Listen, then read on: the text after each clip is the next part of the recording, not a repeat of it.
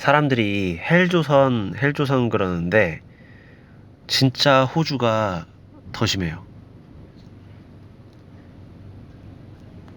일단 대표적으로 호주의 렌트비나 집세가 한국보다 훨씬 비쌉니다. 여기 그러니까 무슬림들 많이 사는 지역 말고 사람들이 좀 선호하는 그런 지역, 특히 지금 시드니의 경우 로즈라든지 멘트워스 포인트라든지 이런 곳, 더 위쪽으로 올라가는 더 말할 것도 없고 그냥 이런 기본적인 아파트, 투베드룸, 원베스, 투베스 이런 아파트 같은 경우에 일주일에 600불이 넘잖아요. 600불, 610불, 650 이 정도 하거든요.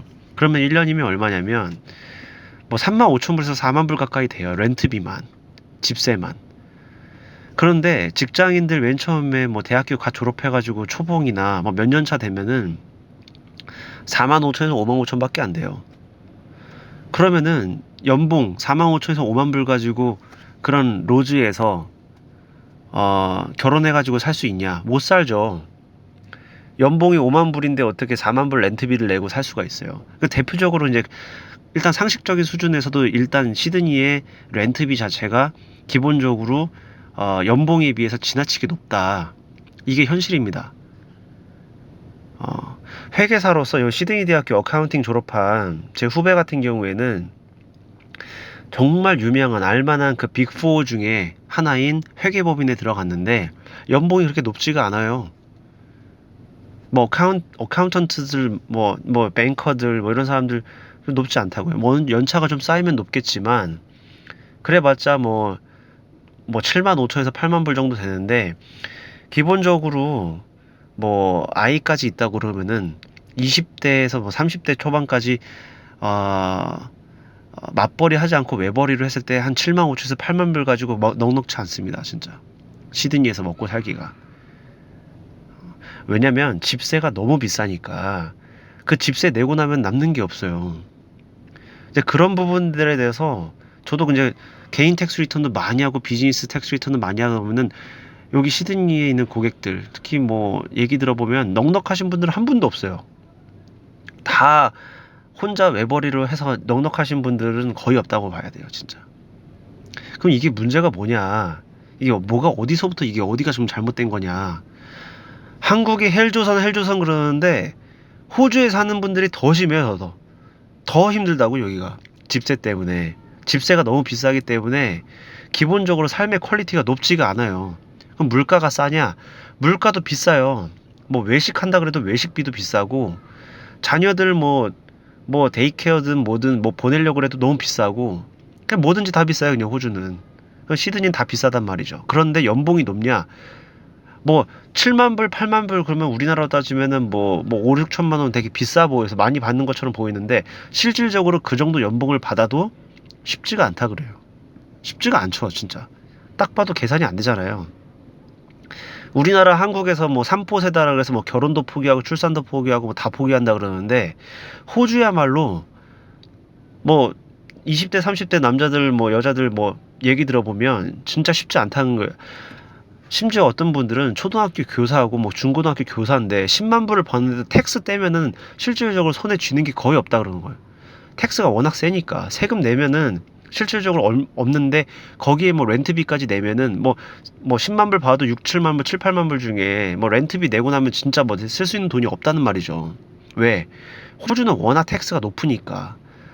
그래서 이 부분을 조금 제가 좀 짚어드리고 싶어가지고 오늘부터 조금 나눠가지고 좀 영상을 좀 올려드리고 싶어요.